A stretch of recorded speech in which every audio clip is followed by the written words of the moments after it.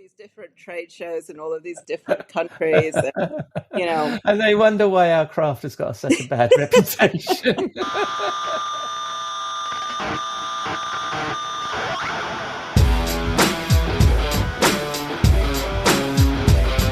Hello and welcome to episode 170 of the Rockstar CMO Epic Marketing Podcast. It's Saturday the 10th of June. I hope you've had a great week and you are well and staying as sane as you feel you need to be. I'm your host, Ian Truscott. I'm no rockstar, but with this podcast, I want to share the marketing street knowledge I've picked up on my journey from techie to CMO with the help of some true rock stars, my guests and chums, old and new, to inspire the marketing rockstar in you. You can find links to me, the guests, and all the things we talk about in the show notes on rockstarcmo.com, along with our Street Knowledge blog and our Beat newsletter, and we are proud members of the Marketing Podcast Network. This week in the Marketing Studio, Jeff Clark shares his 5 F-in fundamentals for B2B campaigns. I go backstage with Jill Jago, co-founder of Vermouth Beauty, and we join my chum Robert Rose in the Rockstar CMO virtual bar for a cocktail and a marketing thought. But first, we need to pay the bar tab. I'll be back in a moment. We'll be right back. We'll be right back. You may know you're listening to this show along the Marketing Podcast Network, but did you know there are other great shows on MPN to help your business? Christy Heiler hosts a fantastic podcast called Own It. Christy, tell us more about the show. Own It is all about celebrating women and non-binary advertising agency owners. We talk about buying out of the Boys Club of Advertising because less than 1% of ad agencies are owned by women. And where can people subscribe? You can find the podcast at untilyouownit.com. We're also on the Marketing Podcast Network at marketingpodcast.net. And of course, you can subscribe wherever you get your podcasts. You heard her. Go subscribe.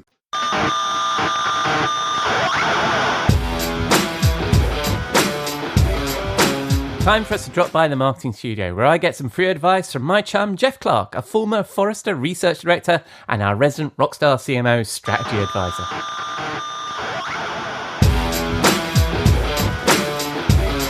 Welcome, Ian. Come on into the studio. Thanks, buddy. How are you doing? We're about to go on the air. I'm doing great. We are. How are you doing? I'm good, thank you. Shall I flick the little switch on so the light goes on outside? We don't get Really? on air. See, I think we did a good job there. It felt like I'd actually come into the studio and that we'd introduced each other. Well, properly. we need a door noise. Oh, right. Yeah, I could find one of those. I mean, I have to do a load of editing for the Robert Rose bit, and I have to add all sorts of blooming special effects. So I know. I should invest in our section. Those noises always make me thirsty. Well, the truth of that is I am genuinely making a gin and tonic. So those clinking noises are me stumbling around on my desk trying not to spill everything. So yeah. Wow. A little bit of the thing. Anyway, we better get on with our thing because you know what we're like. This week we are talking about the 5 fundamentals of marketing campaigns, or as I prefer to say, the 5 F-in fundamentals of marketing campaigns, and returning to our 5 F-in fundamental format. God, all the Fs! I'm loving this, that we've covered in previous episodes, and marketing campaigns is our 4th of our 5 effing marketing fundamentals. So this is like wheels within wheels, effing fundamentals within effing fundamentals, isn't it? So yeah, it's like looking in the opposing mirrors and you see the echo of the image back and forth and back and forth. So, and God. Or if you get your Zoom sharing wrong. So anyway, so we're going to talk about the 5 effing fundamentals of marketing campaigns. What say you, Jeff? Well, to me, campaigns, and I've done a lot of work campaigning and also just working with clients on campaigns. And this is where the rubber hits the road. It's where, and if we think about our other fundamentals, it's where you apply your insights and the story you want to tell to engage prospects and customers with customer-centric campaigns, so you can hit those freaking business objectives you set in your plan. Make sure you weren't just breathing hot air, but I mean, the thing is that our commercial colleagues, they all they care about is generating influence and opportunities. So the issue is so much of marketing can be one and done tactics, kind of quick fixes, and campaign planning and execution really helps you, put together a consistent, ongoing, air cover campaign for brand activation, mid-funnel targeted and segmented campaigns, provides colleagues with, in business development or sales with the help, the enablement so that they can kind of bring everything home. And so this is a key fundamental in our I love 5F and fundamentals. Well, I mean, I just want to hammer home that previous point that you just made, which is that we think of these as layers rather than, you're on a sort of hamster wheel of campaigns. Here's one that starts, off we go. You've got the air cover campaigns that are happening, those sort of mid-level, mid-funnel campaigns running, and then those helpful closing campaigns going on. Yep. So that's interesting. So what's the first of your effing fundamentals, Jeff? Yes, it just so our listeners don't get confused, because we've been on this roll for every of our 5 effing fundamentals. We dig into 5 more. 5, it's like the 5 drill down. Did I not explain that earlier? This is 5 effings within 5 effings. No, effings, I know. I just confuse everybody, don't I? You're absolutely right. So, I was getting confused. No. No, absolutely. So all right, let me rephrase. What is your first fundamental of campaign? It is the focus on the customer need, not that we're trying to, they're not all Fs. Okay. They're not all Fs. Oh, damn. But this is where, when you do your research into your customers and what their needs are, what's, kind of what their burning issues, we can get down to their pain points, blah, blah, blah, is that you want to raise your campaign up to the highest level of need. So you can kind of have something you develop a theme around.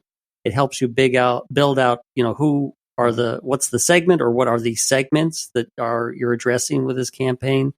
And it really kind of sets you up to have a story, because you're going to say, you have a need, we have a solution, and we actually have lots of ways and content that can help you understand how to address that need. So it's that's the place to start. You have to start with the customer need. And the place not to start is to say, I got a product, and I'm trying to sell the product, and so therefore I'm actually starting. I'm starting at the wrong spot. I need to go back a little bit to the customer need, because that's what the customer is going to engage on. And we've talked about that. I certainly talked about it when we were talking about content marketing, right? Is this idea that we need to be helpful, and then how are you going to be helpful if you don't understand your customer need? So absolutely. So that's our first fundamental, is focus on customer need. What's our second? The second one is determine what the business goals are. So, your marketing plan has at the highest level, what you're trying to do to raise awareness and contribute to revenue and to build trust with customers. But you got to take that down to the campaign level now. Now that you've defined your theme and your market segments that share that theme, now I need to say, okay, within this, for the purposes of this campaign, what is it we need to do to either build awareness or build preference for our company and our vendor, our solution? What is it we're trying to do to impact revenue? I mean, do we have a specific revenue contribution goal that's part of this campaign? Are we trying to influence revenue? And given where we are on the awareness continuum, what do we need to do to build trust, either with our existing customers, because we might be in an upsell or cross-sell mode, or building trust as we're putting our brand out there in the market.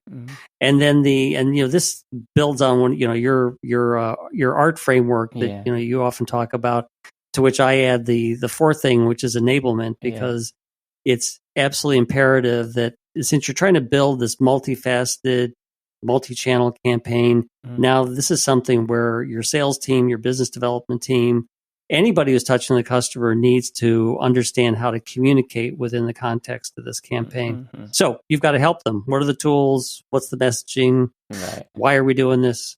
So enablement is no small part of this, of your goals. Right. So you're saying as part when you're deciding you're going to do the game, and I think the campaign, and I think this is probably very consistent with a lot of what we say on this show, right, is that we need to determine our business goals And you're saying that we need to bucket those up. Is it raising awareness? Is it raising revenue? Is it raising trust? But this enablement thing is probably a new thought, isn't it, around a campaign? Does it help our team actually engage with the customer, and how do we help them do that with this particular theme? So that's interesting. And your goals might be heavily weighted to awareness or revenue. And you might need to have goals across all four of these things. Yeah, absolutely.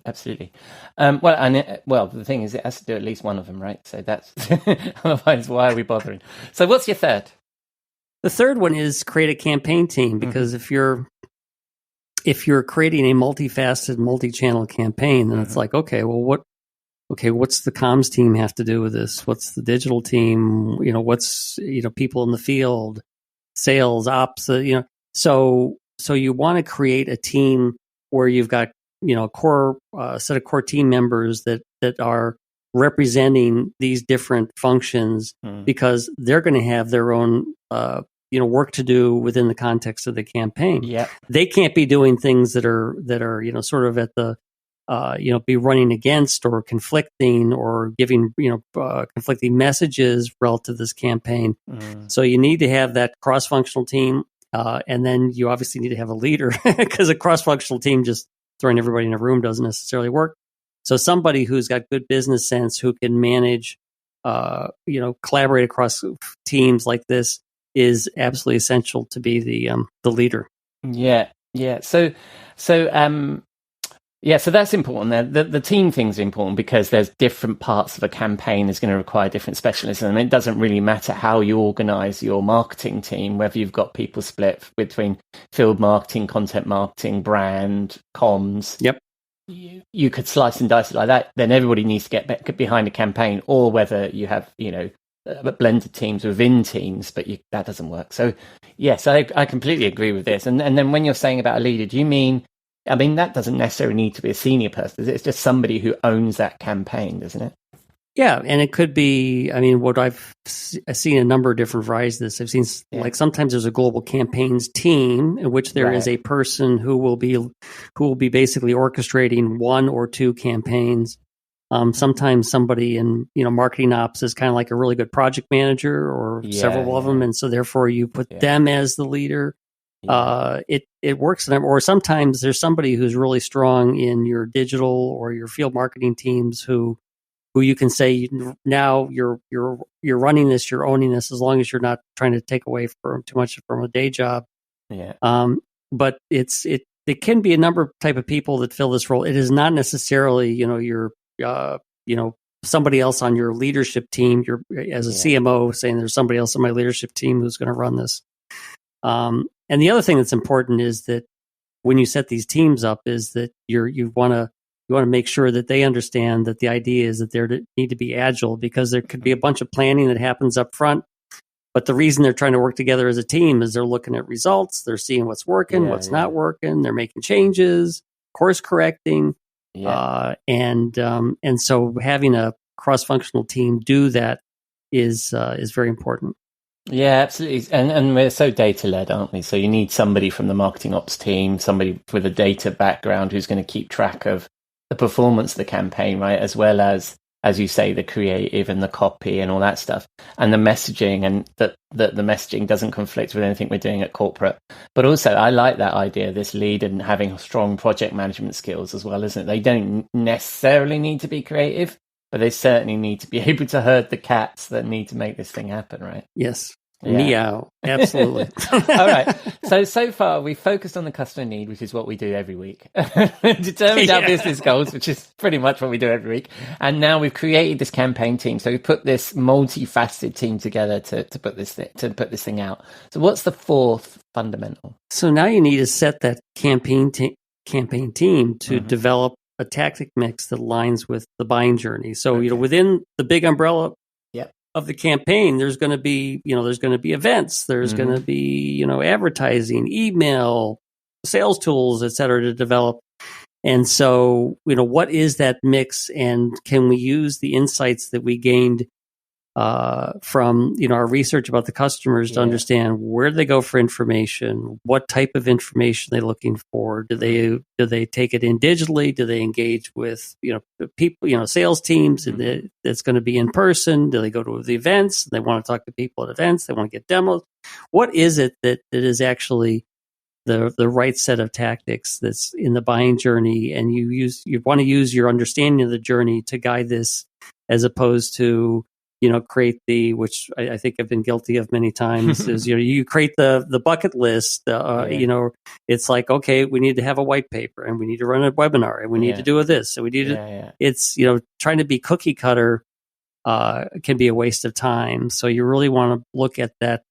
Any information you can glean about the intelligence of a buying journey to understand what it is that your team is going to go off and create and execute. A couple of things on that. One of the things is absolutely developing tactic mix. The other thing is, I think we've had this before on the show. The way that you describe a campaign probably needs to be defined. It's a higher level thing, isn't it? It's not a PPC campaign that runs for 3 months. It is the whole thing of what are we trying to say and what are we trying to achieve and what's this campaign about, right? That runs for multi-month periods, right? Absolutely. And the thing is that actually one of the things I think is probably important to work on with your campaign team is like, what's the vernacular of how we're talking about these things? Because so when I was at Serious Decisions, we used campaign to apply to the big umbrella. Yeah. And then we'd use programs to be the various things within the umbrella. And then tactics are like the individual, the webcast, the email is the tactic. And it's not that you can't, you can't use other terms for these things, but being consistent across the campaign team is absolutely essential. Because I worked with a client where they said, okay, we're going to call the big thing a program. Yeah. Within the program, we're going to have campaign. Yeah. And it's like, okay, whatever. But as long as everybody understands. Yeah. And as long as we have the idea of the hierarchy, there's this, when you're trying to address a need, that typically the need is, common across, be across multiple industries. It might be common across different size companies, but they all have something that they're sharing. And so that's where you're trying to form what we're calling a campaign. Yeah, I really like that. And I think that falls naturally into the sort of marketing organization I sort of am building and is in my head, which is that, some of that campaign stuff is more sort of a corporate collaborative effort that's, you're going to involve the C-suite. What's going to drive your content marketing. It's those kind of big rock, fundamentals, whatever you want to describe them, of your organization, right? And then those programs will come into field marketing, where we're then going to run a program about a specific part of it, and then an event or a PPC campaign. Yeah, those are the tactics that'll ladder up. One of the things that makes me think something we may want to come back to in the future is one of the biggest challenges I've had when you're trying to orchestrate these kind of big theme campaigns is that when you get into different territories, and I'm speaking primarily regional territories, but it could be in, when you're trying to run something across business units, but, people will say, you at headquarters, you create this really nifty little thing, and I like the way it sounds, but it doesn't work in fill in the blank France, or it doesn't work in manufacturing, and so that's getting buy-in. Cooking up the ideas up front is one thing, but getting buy-in as you roll through your territories is a key challenge. Absolutely, and that's that's what a good field marketing should be about. I mean, I've had that my whole career. That'll something that's invented somewhere else. It doesn't matter whether it's Europeans to Americans or Americans to Europeans or the government guys and the e-commerce guys. It wasn't invented here, and therefore I don't think it's going to work, right? It's their instant reaction. So, and I think that when we talk about translation in marketing, it's sometimes not about whether something works in, I don't know, the Netherlands compared to the Baltimore.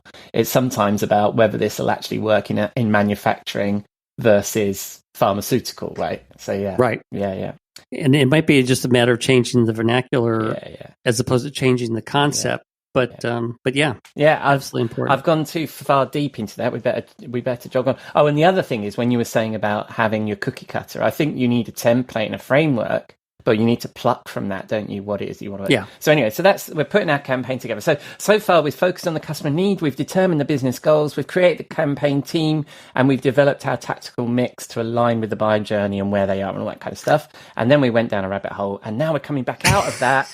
What's your fifth, Jeff? I got a rabbit. Do people find rabbits down rabbit holes? That's what I would imagine. That's, yeah. So the fifth one is determining what the return on investment is, which is the combination of what are we budgeting and what are we expecting the outcomes to be. Because one of the I think the beauties of this higher level campaign concept is that it often is hard to determine what the business impact is on an event or a webcast. But when you roll it up to a broader level where you can actually start to say, we spent, X amount of money, X million dollars, euros, and we got these outcomes. And some of the outcomes might not literally be pipeline or revenue or recurring revenue. They might be, we increased our brand awareness or preference a certain amount. But this is where you're trying to be able, you're trying to communicate back to the business that, we're actually having an impact. And it's not always expressed in the money, but it should correlate to, like, if we've improved our brand measures or we've improved our trust and our satisfaction with our customers, we should be able to correlate that to what's going on with the revenue. So to me, this is, yes, absolutely. Part of the beauty of taking this approach is to be able to have that ROI discussion as opposed to getting into, spats about, well, gee, you're spending money on X and I have no idea what it's doing for me. Yeah, absolutely. And it rolls back into your business goals, isn't it? If you can demonstrate that, you've got an aligned set of business goals with the C-suite, and you're speaking their language, and this is about how much that impacts that. So that, but then, good Lord, I mean, we're running out of time, but we could get into contribution, attribution, all that kind of stuff. That's definitely another show, right? So let me summarize while we're on a roll. So number 1, we focus on customer need. Number 2, we determine the business goals. We create our campaign team at number 3. Number 4, we develop a tactical mix with the buying journey. And number 5, we determine our ROI and the budget and outcomes. So final agenda item, Jeff, and I love this because I've got the notes. What song are we going with this week? I don't know. You tell me. You're looking at the notes. We're gonna go out with "All I Do Is Win," DJ Khaled from 2010. And I don't know. The title just kind of says it, because if you take this approach, you have a much better chance of winning. Yeah, I just love the fact that Jeff, you nominated DJ Khaled this week. It was nothing to do with me, so that's fantastic. So we'll play out with a bit of DJ Khaled, and most importantly, then, mate, will you be in the studio next week when I come by? I'll be here. Splendid. I'll see you then. I'll unlock the door. Thanks, mate. I'll see you then. DJ Khaled, just the remix. We the best. All I do is win, no matter what. Got money on my mind, I can never get enough. Whenever me and Khaled do the remix, everybody hands go up. Hey, showtime. And they stay there, and they stay there, and they stay there. Thank you, Jeff. And that was a little bit of All I Do Is Win by DJ Khaled from 2010. As I mentioned there, Jeff shares many of those ideas in our Street Knowledge blog that you can find on rockstarcmo.com. Right, time to go backstage with my guest, Jill Jago. She's a futurist entrepreneur and strategic communications consultant who has worked for global design firms including NBBJ, Arup, AECOM and B&H. She has dedicated her career to creating the circumstances that make more sustainable outcomes possible. After 3 decades in the design industry, Jill is now focusing on growing her own sustainable beauty company as the co-founder of Vermouth. Jill has a fascinating story. I think you'll enjoy this conversation. Welcome, Jill, to Rockstar CMO FM. How are you? Thank you. I'm great this morning. Thank you. Yes, it's morning there, isn't it? Because you're in Seattle, aren't you? Yeah, we've got an 8-hour time difference. So yeah. You're looking forward to cocktails and I'm on the coffee. Well, if the other people I know in Seattle, and you know the other people I know in Seattle, they're normally thinking about cocktails fairly early in the day on a Friday, I think. So COVID pushed that forward a bit, I think. And that's actually Liz High and Misha Tramp, who have both been on the show, and I'll include links to them. They're fun. Anyway, so we met through those guys, but for people that haven't had the opportunity to meet you through Misha or Liz, tell us a bit about yourself. So I am originally from Newcastle upon Tyne. Geordie, why I? lost the accent. I tell people I went to all the wrong schools, but yes, and I started I did a degree in modern languages, actually. So I spent a lot of time in Europe and taught English for a bit, and I ended up in marketing quite by coincidence. Honestly, didn't even know marketing was a career. Was temping after my postgrad, and walked into my boss's office. And this is in the days where we had secretaries and tight skirts, and me making the coffee. And he had a Spanish book on his desk, and I spoke to him in Spanish. I just said, "Oh, hello, here's your coffee." And he stopped and he looked at me and said, "Do you speak Spanish?" And I said, "Yeah, French too." And he said, "Great, let's talk." And he had just been moved into a career, into a position of heading up marketing it was Northumbrian Water. It was the water utility, but they just bought a whole load of environmental consultancies. And he said, he'd been put in charge of that and needed someone with languages.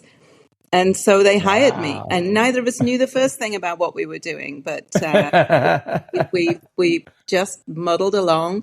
And they eventually hired someone who did know what they were doing, and he was fantastic, and said, "No, this is a proper career, and you need to get some qualifications." And he sorted me out, and on it went. Well, we'll get to that in a sec, because what I also want to ask you about is you're co-founder of Vermouth. Right? Yes. Tell us about that and your role in that business. Yeah, I can't tell the story nearly as well as you did, although I've tried.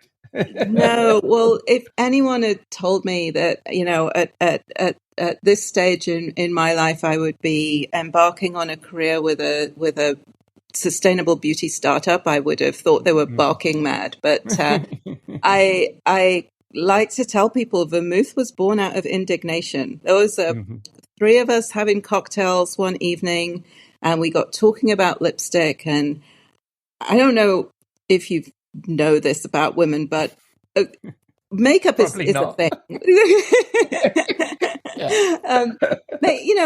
Most of us use makeup to varying degrees.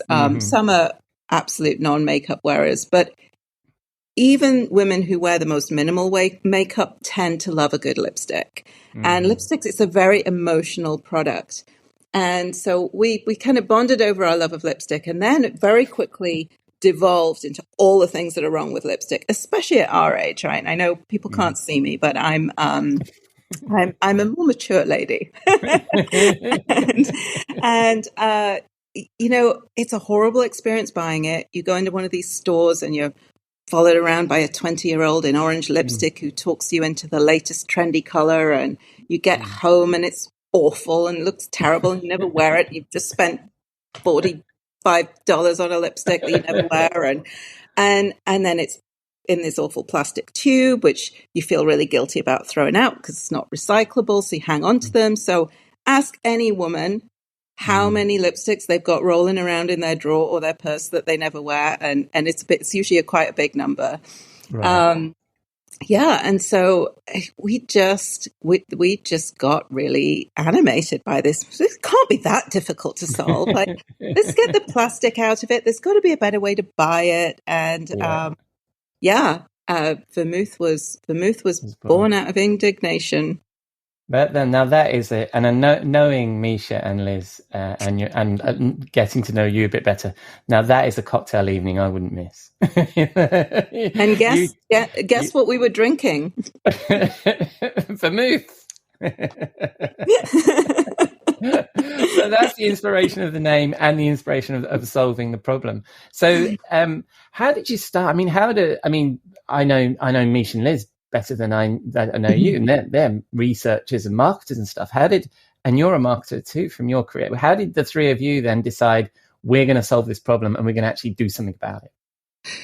So Liz is sort of a big supporter of Vermouth, and she's not actually part of our team. There's our CEO is Meg Diaz, and she was the other woman who was yeah. So she's the other one who we were having cocktails with, and Meg has a really interesting background. She is an artist. She was apprenticed to a fresco painter in Florence. And she also had a career in program management and analysis. So she's this absolute unicorn of like really smart analytical thinking and amazing flair. And she had made lipstick before. She had worked with a small lipstick company before. Yeah. And so, and this was kind of how it happened. So we're looking around the table and like, I am passionate about sustainability. So my marketing career really led me into sustainability, nothing to do with consumer products, built environment, infrastructure, buildings, that kind of thing. Yeah. Meg has this, artist background, and then Misha has this incredible data, data knowledge that she just, can find anything in this, all this big language, and she sees insights from, and so we can fix this, and we just, and I actually met with a friend of mine who's a venture capitalist, and huge, like big biotech, medical equipment, like nothing to do with consumer products, and so I said, look, let me just meet with Rennie. He's got a lot of experience with startups, and he'll talk me out of it.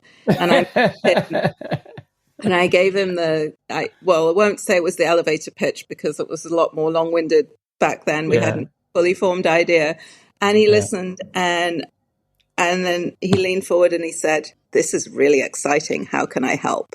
And splendid. Vermouth was born. Yeah. Nice. And so, I mean, this isn't a product pitch. The reason and sorry, I got your three founders wrong there. I just had Liz on the brain there because Liz and Misha come together as far as I'm concerned as a two. Yeah. And Liz has been really instrumental in insight supporting us. Yes. Yeah. But what I love this story because what I like about it is the fact that you saw a problem and then you figure out how to solve it. So the key issue that you had was the sustainability and the plastic. So how did you go about solving that? So that's interesting because we started in a very different place from where we ended up. We originally, and back to our original conversation, we were remembering our grandmothers, and this is what I say, lipstick's very emotional, how they all had these beautiful lipstick tubes that were refillable, and they would be almost like an item of not jewelry, but something they always had with them, like a cigarette box, and so and they'd pull them out of their purse, and they always wore the same color. They'd one color for life. That was it. And so we said, well, let's get back to that. Let's do the refillable thing, and then we had all these great ideas, and it was going to be made out of local materials, and we were going to have wood artists. I mean, we just flights of fancy. But then when it came down to it, no matter what you do, also wasn't a new idea, it was like an iteration on something other people were doing. But no matter what you do, there's this little plastic thing that actually holds the lipstick that's part of the twist-up mechanism. And we couldn't eliminate that plastic. And we just couldn't. You could do a slide, but that's not a nice experience. And, we talked to people who do 3D printing with various, biomaterials. I mean, we were really like getting as creative as we could. We couldn't fix it. In the meantime, Meg's trying to like move forward with the color development, and she's she's making all these colors, and she's just doing these little nubs of color, and they're really hard to put on. And I'm like, Meg, this is great, but like it's really hard to sample it. And her artist background, she said, oh, well, we need a handle to hold these things so you can sample them. And she was like, oh, it's like silver point. I know how to make a silver point handle. And silver point's something that it's a medieval art tool. They used it for sampling paint. Paint was so precious, and they had to apply it so precisely and so carefully that they had this special silver point mechanism to apply it with. So she literally rolled up grocery bags and made this hand. I'm like, we love it. Yeah. And then Misha took a whole bunch of them to a focus group to get feedback, we thought, on the formula and the lipstick and the colors. And Meg had made a little box to put them in because they look like little crayons, and she made a little box so it was easy to take the focus group. And people they just said, oh my gosh, I don't want to pick one. This is the product. Like, this isn't a sample, this is the product. And we realized that we just had ended up with something completely unique. Yeah. I love it. I love that story, and and I will include obviously a link to Vermouth in the show notes, and I encourage people to go take a look, because it is. Well, I mean, I don't know anything about lipstick, but it looks like a unique product to me. And what I really like about it is this idea of a flight of lipsticks, and you've got sort of the selection of that you can choose, and it just looks like a classy thing to own. I quite like it. And that's feedback. That's the feedback we get, and I think it's another part of the innovation that we hadn't anticipated, is that lipstick is bought in a single color, and because we do a flight of 5. Yeah. You get all this variety, and women are very used to blending eyeshadow. You always get an eyeshadow palette and you play with it, but lipstick's always this one and done. And so now we're saying, no, have fun with your lips. Why should eyes have all the fun? I really like that. And how is this? So you got some investment and you've got the product, and all of these things are really difficult things on their own, right? So, and now it's in market. How's that going? With the marketing and all that kind of stuff. It's going well. We launched in March last year, 22, and we had we had great feedback on our product. Sales were really slow. We didn't get our price point right to start with. We anticipated that, but somebody had given us the advice, just start higher, because you can always go down, you can't go up. So don't mess that one up. So we've got a good price point for it now. And then at the end of last year, actually January this year, our local TV station picked us up and did a segment. Wow. Yeah. And it was, Meg was in the South Seas somewhere. I was in England, and we opened our, Shopify one morning, and we've got 100 orders overnight. Wow. Yeah. And we just had a crazy few weeks. So things really started to take off after that. We've done a few pop-up events locally, and we're starting to get a little buzz. It's nice. Yeah. Well, congratulations. And I encourage anybody to go take a look at your products. Unfortunately not for me, but I love them anyway. Why not? So this is a marketing show, and I just love that story, and I wanted to share it. But so when you're not inventing new beauty products, you've had a fantastic marketing career. You started off with that beginning scene, which I really liked, which sounded like a scene from Mad Men. You know what I mean? Like an office with a secretary sitting outside, and you bustle your way past and start speaking Spanish. So that was. It sounds like, and then somebody came in and they knew a bit about marketing and said, "Go get yourself an education." Yeah. So that's the start. So how did that go? So it was great. I took my Chartered Institute of Marketing exams, and I had an incredible opportunity really early in my career with basically Northumbria Water making this massive acquisition of all of these sustainable engineering companies all over the world. I just, I had a blast. We used to call them the MJs, the marketing jollies, where we'd go off to all of these different trade shows in all of these different countries, and, And they wonder why our craft has got such a bad reputation. Yeah, that was the early 90s, so then things sobered up a bit. Then we moved. With my husband got a job in Seattle in the US, and one of the companies that we had was an architecture company. I'd been really interested in it, so I targeted working for an architecture company when I moved out here, and I got a job with it's a global firm, NBBJ. It's actually got offices in London now, and that was just a fantastic experience. I mean, marketing services is just it's never dull.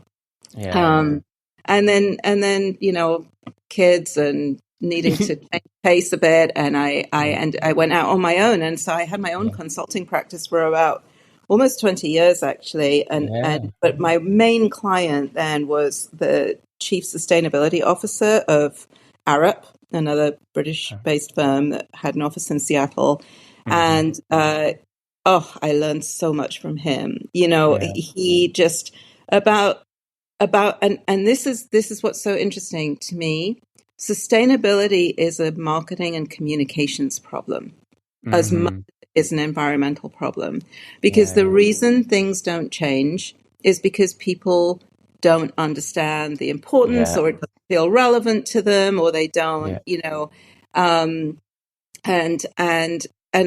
that's really why I suppose ultimately ending up with Vermouth actually does make a lot of sense, because we're using Vermouth as a means of communicating. The design was so important to us. Like, it had to be super, super appealing and a gorgeous design, because it had to be desirable. But we also wanted to show that desirable and beautiful can be sustainable. And we believe really strongly that it is not the responsibility of the consumer to make sustainable choices. It's the responsibility of the companies to use the available and limited resources on the planet wisely. And so, you can do both. We just, we can. There's no reason not to.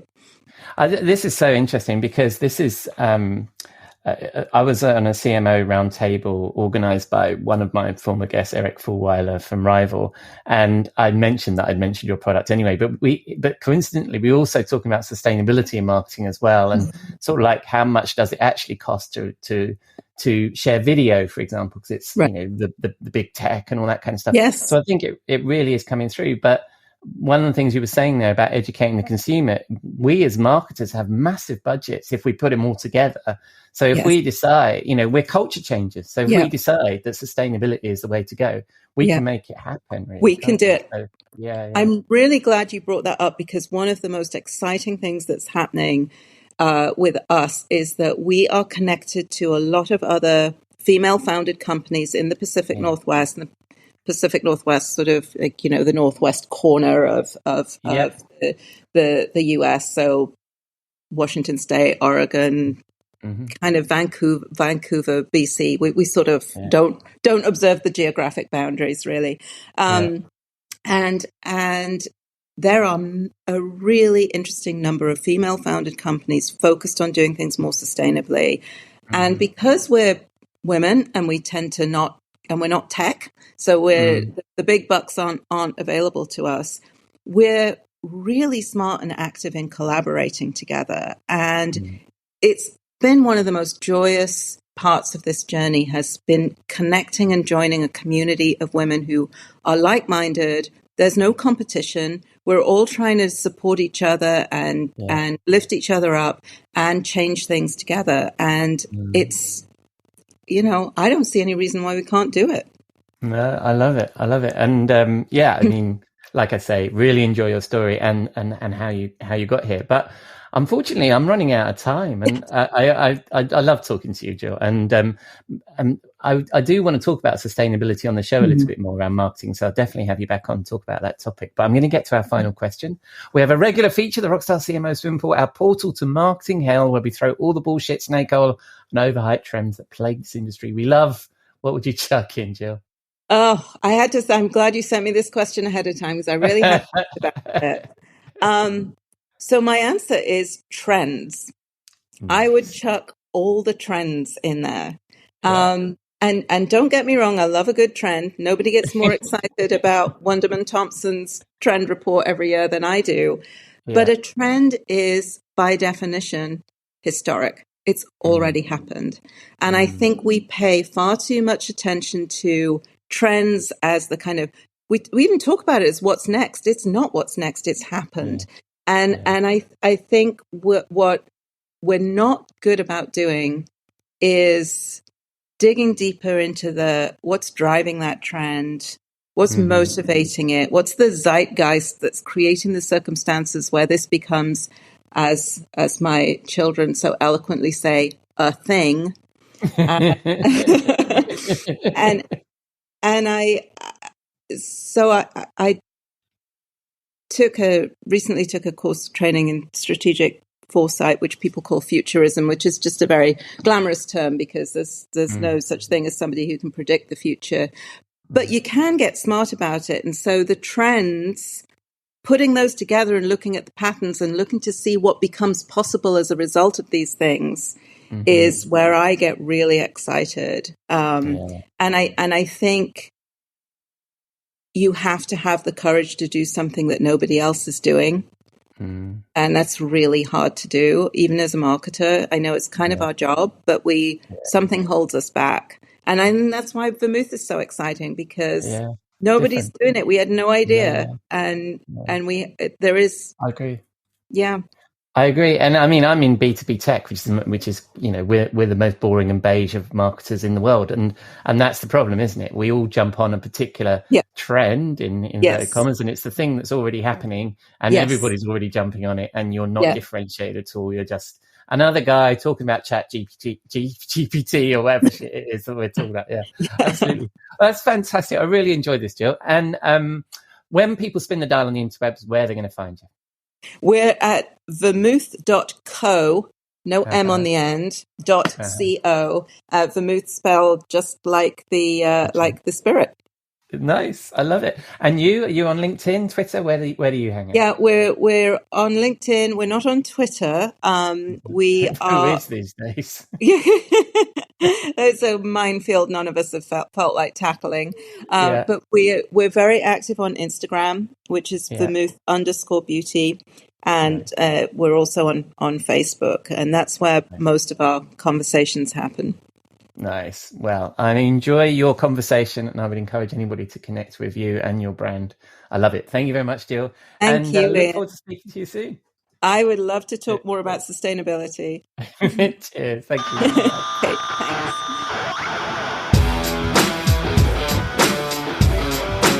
Thank you, Jill. That was splendid. Really encourage you to connect with Jill. As you may have noticed, I know very little about beauty products, but take a look at vermouth.co. I love the positioning and packaging, and I'll include a link to it in the show notes.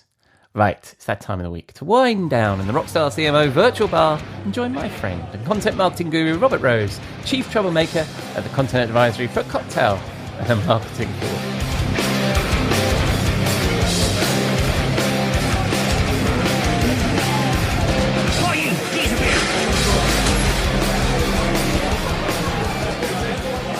Good evening, Robert. What are you drinking? Oh, I can hardly hear you. It's I cannot believe you've redone the bar again. And what is that? That's heavy metal music, but what kind of heavy? That's pirate metal.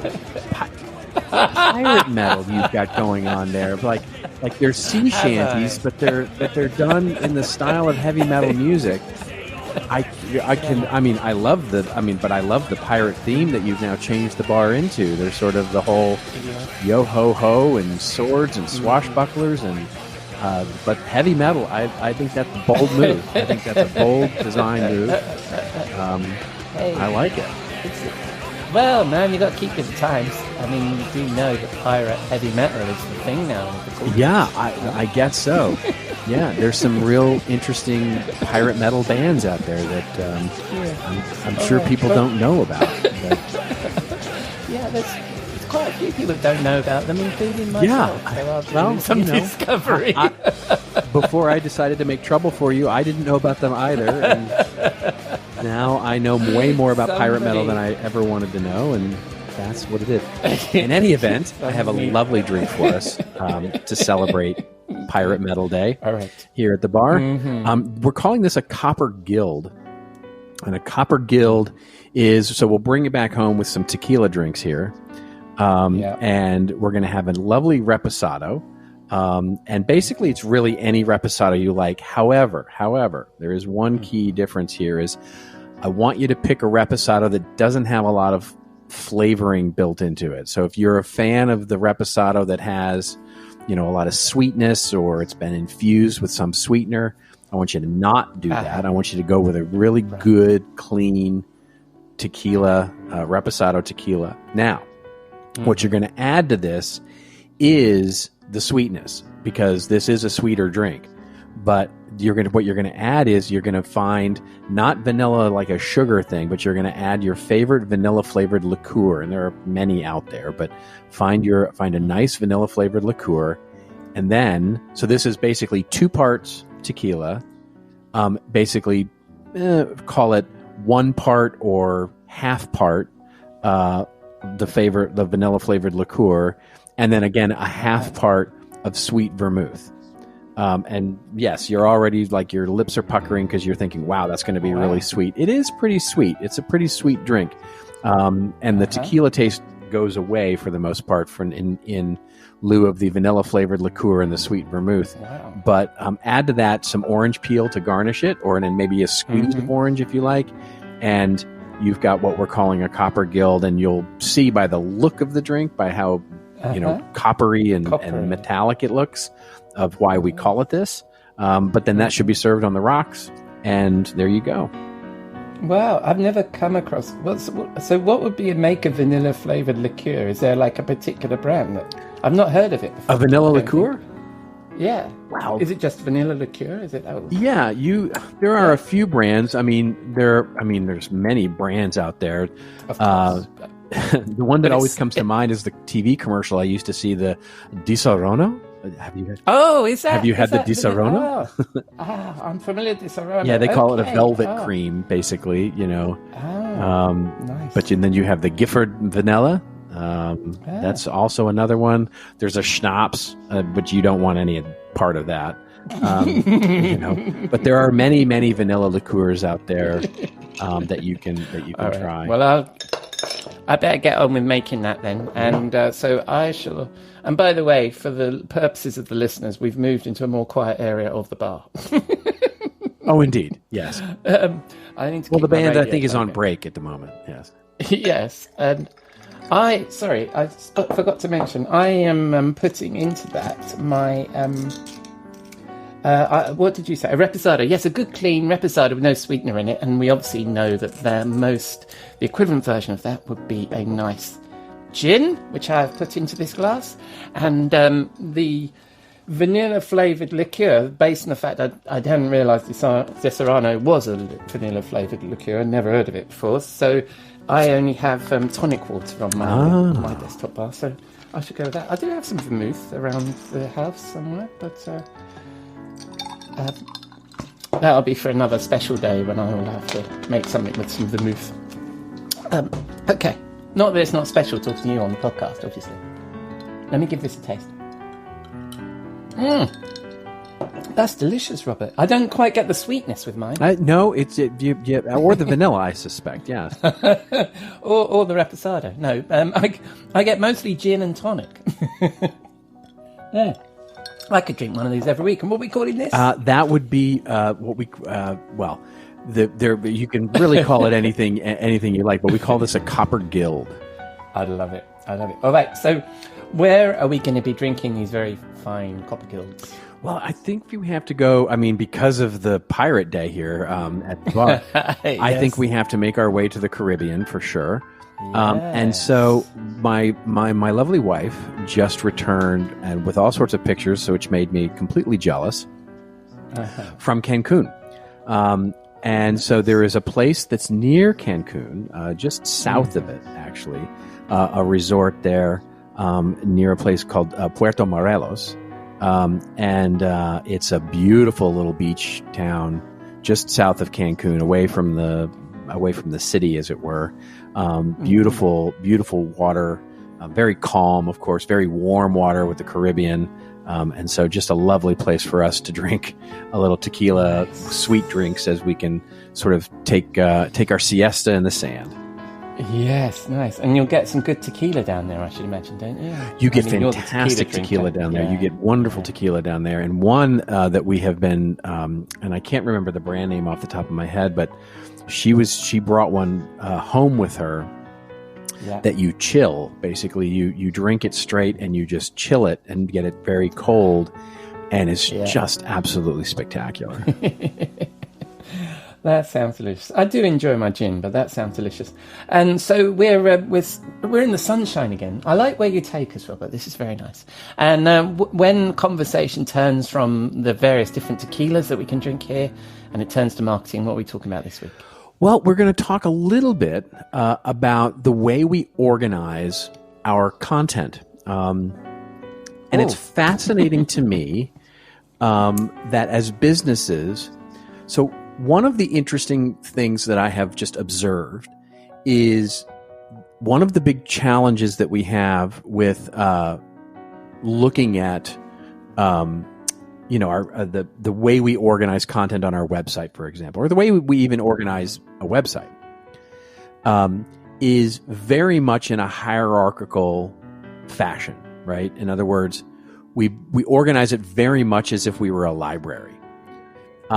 And so the idea is that as we think about how we're doing that, why are we still doing that in 2023? Why are we still organizing our content as a library? Or are we actually starting to organize our content more as a network, like as a media company would present their content? And let me give you an example of what I mean by that.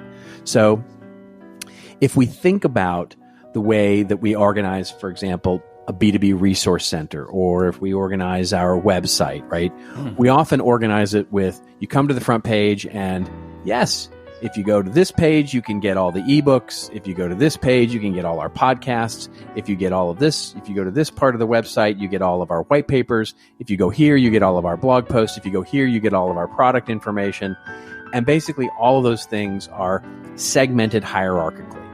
So it's very much like a library. And the thing about a library is the organization is, again, very, very much based on the sense that you know what you're looking for, and what you're looking is a hierarchical way of organizing it, because there's a lot, right? There's a lot of information. Think about the way you use a library, right? You go in, I'm trying to be smarter on this topic. So I'm going to go to the card catalog because I'm looking for authors in this space. And so I'm going to go to the card catalog and I'm going to look, and then I'm going to go to this shelf and I'm going to pull off books, and then I'm going to look at it. Very similar situation with the way that we use the web from a business sense. But of course, we don't engage with content like that for entertainment or other ways of the way, inspiration, etc., in that particular way. And if you think about it, this is the way we've operated on the web for 23 years now, really, as we've built websites. And so there are more modern ways to think about organizing and presenting our content to users. And I just came up with a sort of a simple framework to start to think about different ways that we could organize our thought leadership, our content marketing, our marketing content digitally, that might make more sense in 2023. And so I've come up with 5 different ways to do this. And so just very briefly, we can talk about any one of them if you like, but basically the 5 that I've looked at are: 1, intent. In other words, we want to understand what our audience's intent is when they come to our content and how it's organized. And so if we've got 1,000 new visitors coming to our website, what's the most valuable thing we can know about them? Like, is it who they are, or is it why they came to visit our content? Well, of course, it's the latter, right? We want to know what their desire is. So how can we do that? Well, we can start to much more cleverly organize and present our content, maybe by task or desired outcomes rather than by content type. Or maybe there's a more detailed content titling mechanism that we can start to use, right? Instead of calling our white paper, something cute or whatever, we get a little more task oriented. So, I mean, this will be too on the nose, but basically something like visions of a new future of our industry, what you need to know as you contemplate change, right? Which immediately says anybody downloading that white paper is not a lead yet. They're simply contemplating change. And so what we want to do is serve them up the next best thing that might be on their task list. So organizing in that fashion. Then there's authority, which is, okay, organizing by our points of view, right? Organizing by what it is we believe about the world. Like, this is what we believe about this. This is what we believe about that. So topic areas about what it is, and then organizing the content, again, whether it's a blog post, a white paper, a ebook, or whatever, by our authority on it. There's internal context, right? So internal context is about, what's the context mean to us? We could organize by that. We could organize by external context. In other words, hey, we're going to present it differently to you if you're coming vis-a-vis a mobile phone or an iPad or a desktop, or if it's raining where you are, or if it's not, raining where you are, or really just anything that's externally, contextually available to us to optimize the presentation of content in a better way for the user to have a better experience. And then lastly, what I call described, which is we can come up with any number of ways to describe our content, whether it's by persona, by buyer's journey, by whatever it is we want to descriptively metadata apply to it, and then start to organize the presentation of our content by whatever it is that we want to present to that user based on what we know about them.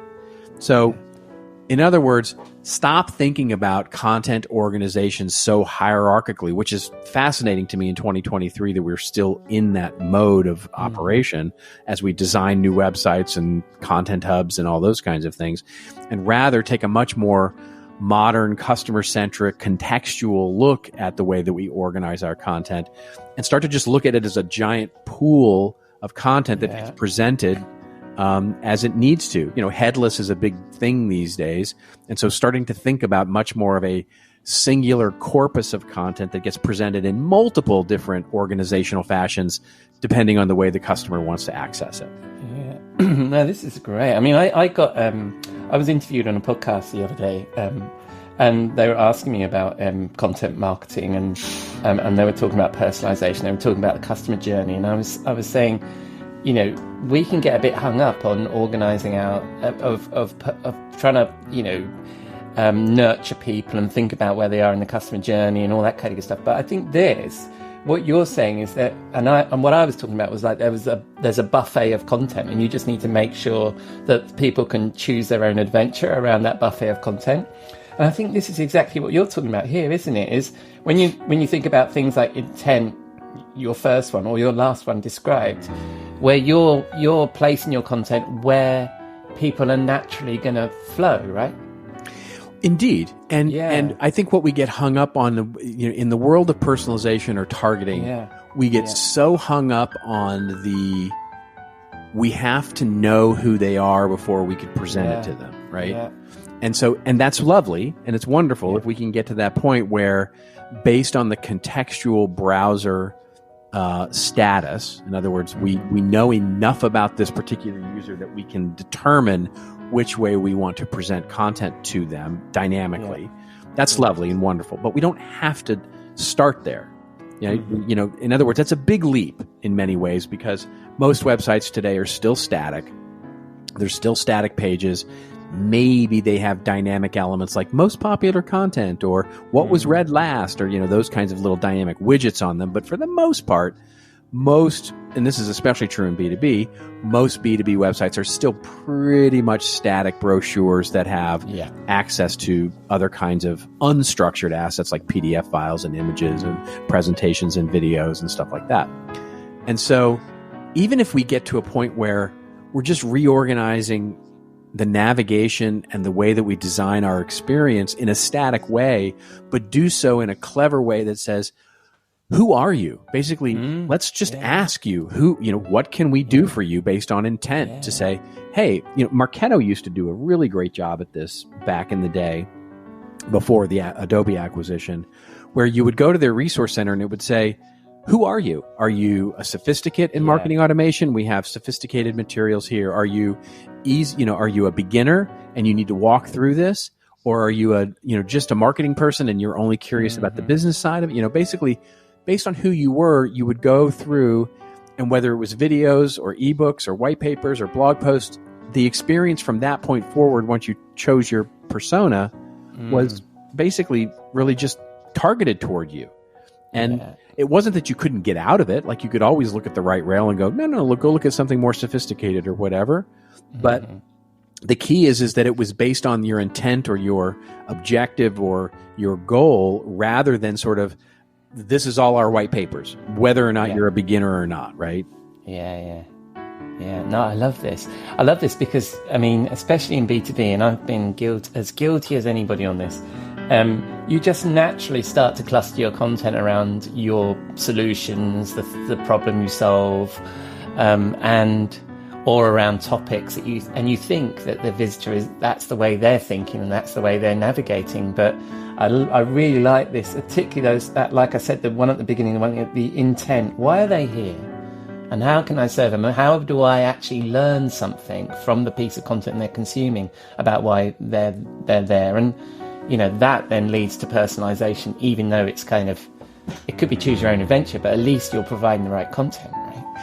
Well, exactly right. I mean, and we get so wrapped around the axle of saying, okay, you have to have it by product. You have to have it by industry. You have to have it by solution set. You have to, so we get this internal structure of the way that we communicate, which is not how our customer thinks about things. We've talked at length before about the old, the shipping the org chart, right? Communicating in the way that we're internally organized and the challenges with that. But just thinking about it from the customer's perspective, it's a very simple concept, but it's really hard to get done, not because it's technologically difficult, but because it's a different way of thinking about organizing ourselves in a way that mixes content types, mixes in many ways our products together, mixes, sort of really requires a level of collaboration and communication with different functions in the business that puts all that stuff into a better experience. Look, one of my, and I know they're kind of a weird sort of ivory tower sort of idea, but what I really love is if you just read go to the front page of McKinsey, right? McKinsey's website, and the whole it's not about us. It's not about their services. It's the whole front page of their website is all about addressing issues across industry, across different kinds of marketing versus supply chain versus all those things. It's all thought leadership and thinking and thought, right? Yeah. Now you can navigate to things like, by industries or by capabilities or those kinds of things. But the way that you logically navigate their website is basically, what are you interested in? What topics are you interested in? Yeah. And then once you get into topics, even if you go into something like automotive, right? If you go into automotive, for example, I'm an automotive professional. Well, you go in there and you see, okay, there's all these articles about topics like what am I trying to solve in automotive? Not like by product or by service line or, are you interested in marketing? Are you interested in this? Like our internal structures, but rather, are you interested in the future of mobility? Or are you interested in what EV charging markets are doing? Or, all those kinds of things. And then you get 3 levels into these articles, and then you get a contextual idea of, hey, we can help you with this, right? Yeah, no, it's great. I love it. Not like us. We're coming up to time. This is great.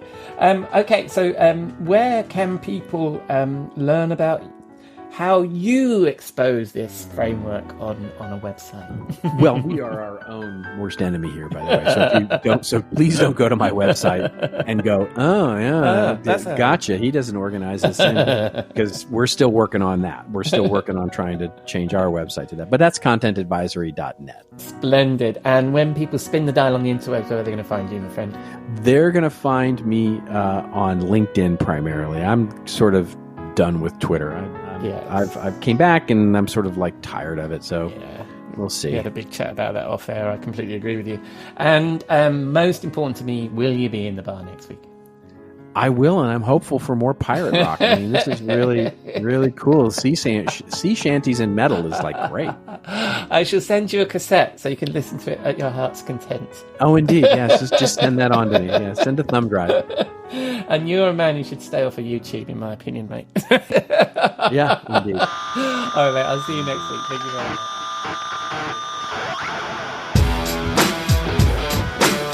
Thank you, Robert. And if you're new to the show, I have no idea what Robert will surprise me with.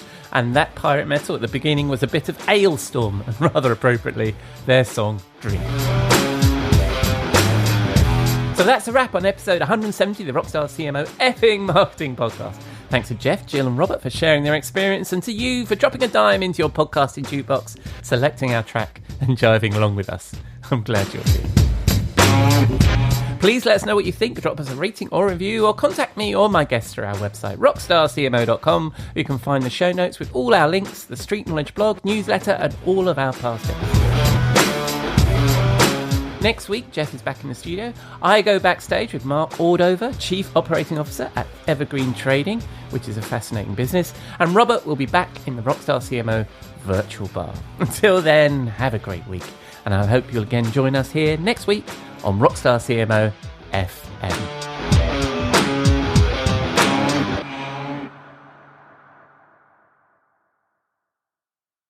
This podcast is heard along the Marketing Podcast Network. For more great marketing podcasts, visit marketingpodcasts.net.